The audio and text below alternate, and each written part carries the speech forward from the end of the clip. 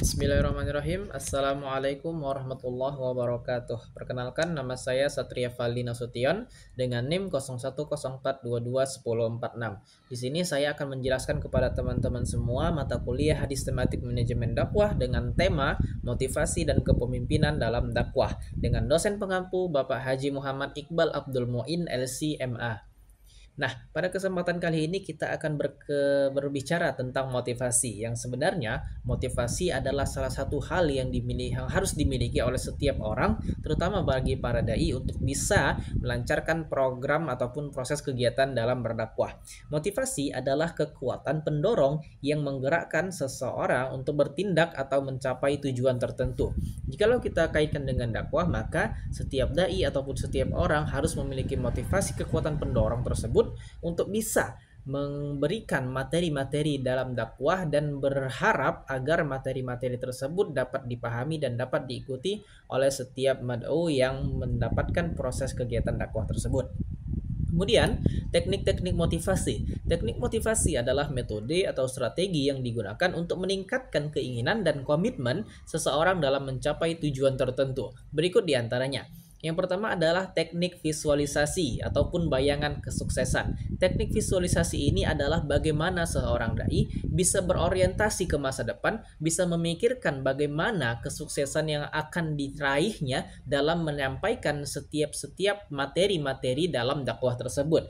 Bayangan kesuksesan ini harus juga dimiliki oleh setiap dai agar dia bisa memperkirakan apakah dakwahnya itu sukses ataupun dakwahnya itu harus masih banyak sekali revisi ataupun evaluasi dari program ataupun proses kegiatan dakwah tersebut. Kemudian yang kedua adalah teknik self-talk positif, yaitu berbicara positif pada diri sendiri. Seorang dai harus memiliki hal-hal positif yang membangun dirinya untuk bisa menyampaikan materi-materi dalam berdakwah.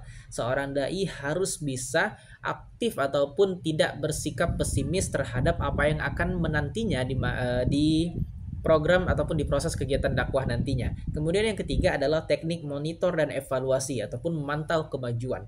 Monitor dan evaluasi juga harus dimiliki oleh setiap dai agar bisa memantau kemajuan ataupun progres yang sedang terjadi dalam kegiatan dakwah tersebut agar para dai bisa mengetahui bagaimana sebenarnya progres dalam berdakwah dirinya, apakah sudah mengalami kemajuan yang signifikan ataupun belum. Kalau belum, kita lakukan yang namanya monitor dan evaluasi. Nah, kemudian di sini ada contoh kepemimpinan dalam dakwah. Kepemimpinan dalam dakwah itu adalah memerlukan keterampilan khusus yang mencakup pemahaman mendalam tentang ajaran agama, kemampuan komunikasi yang efektif, dan komitmen untuk membimbing serta menginspirasi orang lain. Contoh kepemimpinan Nabi Muhammad adalah salah satu contoh yang kita ambil dalam kesempatan kali ini. Ya, ini adalah teladan utama.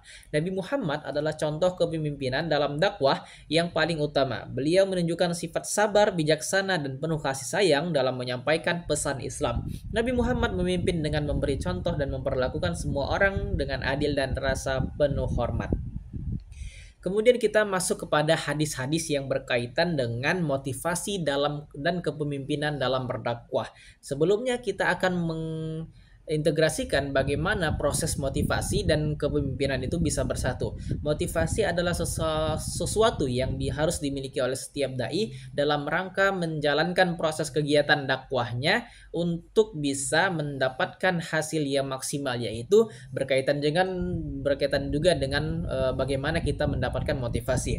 Yang pertama ada hadis dari riwayat Muslim nomor 1893 yang berbunyi an Ibnu Mas'ud radhiyallahu anhu qala Rasulullah sallallahu alaihi wasallam man dalla ala khairin falahu mithlu ajri fa'ilih akhrajahu Muslim.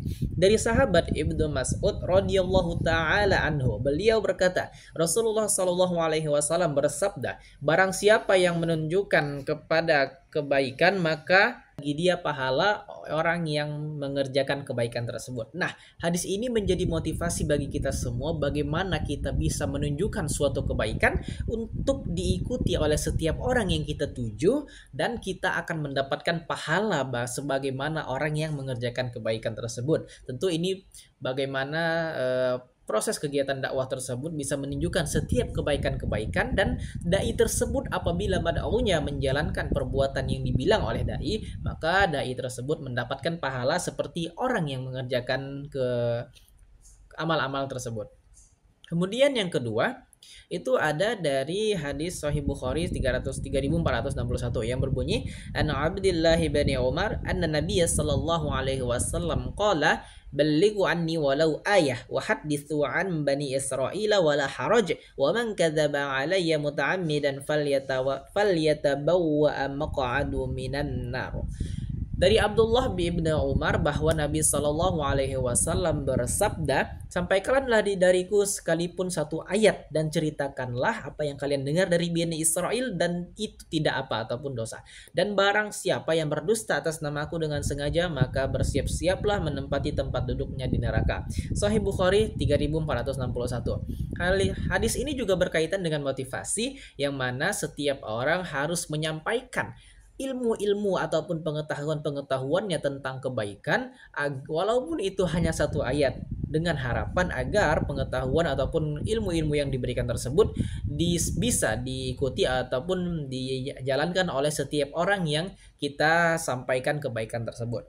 Kemudian yang ketiga, An Abi Amamah Al-Bahili qala dzukiru li Rasulillahi sallallahu alaihi wasallam thumma qala Rasulullah sallallahu alaihi wasallam innallaha wa malaikatahu wa ahlas samawati wal ardina hatta namlah fi juhriha wa hatta al-huta la yusalluna ala mualliman nasil khair.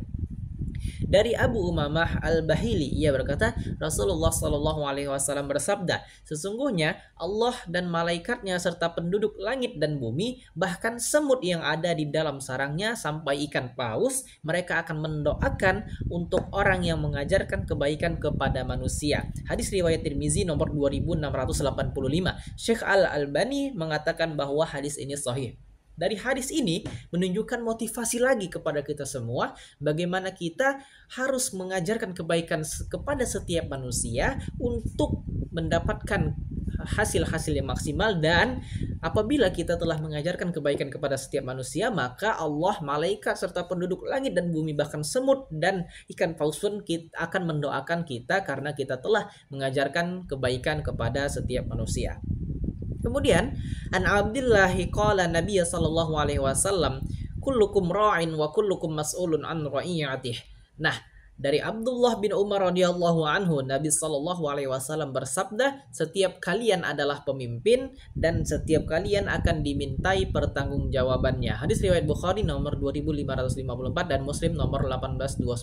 Nah, dari hadis ini mengingatkan kita kepada kepemimpinan, yakni tema yang sangat penting dalam video kita kali ini, bagaimana kepemimpinan bisa menjadikan setiap kebijakan-kebijakannya itu agar diikuti oleh setiap hal orang-orang yang mengikuti kepemimpinannya. Dari hadis ini kita tahu bahwasanya setiap dari kita adalah pemimpin dan setiap dari kita akan dimintai pertanggungjawaban di akhirat kelak. Maka berhati-hatilah kita dalam memimpin, berhati-hatilah kita dalam mengeluarkan kebijakan, terutama dalam proses kegiatan dakwah, agar kegiatan ataupun proses itu dapat dipertanggungjawabkan di hadapan Allah Subhanahu wa taala.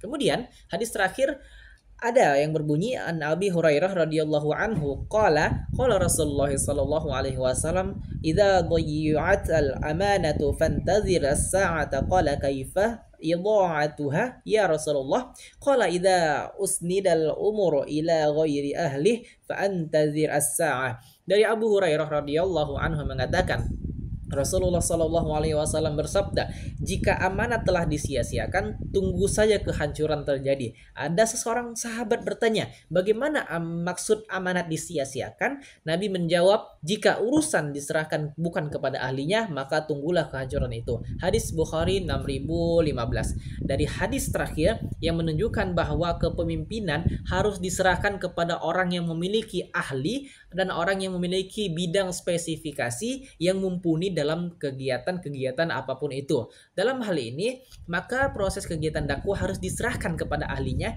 yakni dai-dai yang memiliki ilmu pengetahuan yang kompeten di bidangnya. Karena apabila seorang dai berbicara hal yang tidak mengetahuinya, hal yang tidak dipahaminya, dan hal yang tidak bisa dikuasainya, maka dia akan memberikan suatu pemahaman yang keliru dan akan melenceng dari kehidupan agama.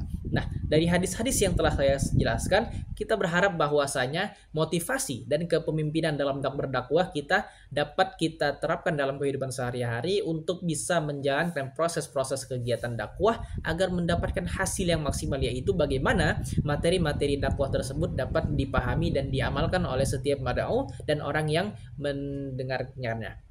Kemudian terakhir adalah soal hadis motivasi dan kepemimpinan dalam dakwah. Di sini saya akan menjelaskan ataupun memberikan soal hadis motivasi dan kepemimpinan dalam berdakwah. Yang pertama, apabila kita memilih pemimpin yang tidak sesuai dengan ahli yang dimiliki, apa yang akan terjadi? A. Kehancuran, B. Bencana alam, C. Kebaikan, dan D. Kejahatan. Nah, dari soal-soal ini, saya berharap teman-teman semua bisa memberikan jawabannya di dalam kolom komentar agar bisa mengetahui sebagaimana pengetahuan ataupun keterampilan dari saudara-saudara sekalian dalam tema kita kali ini, yaitu motivasi dan kepemimpinan dalam berdakwah. Maka dari itu silahkan isi di kolom komentar jawaban-jawaban yang sesuai dengan pertanyaan.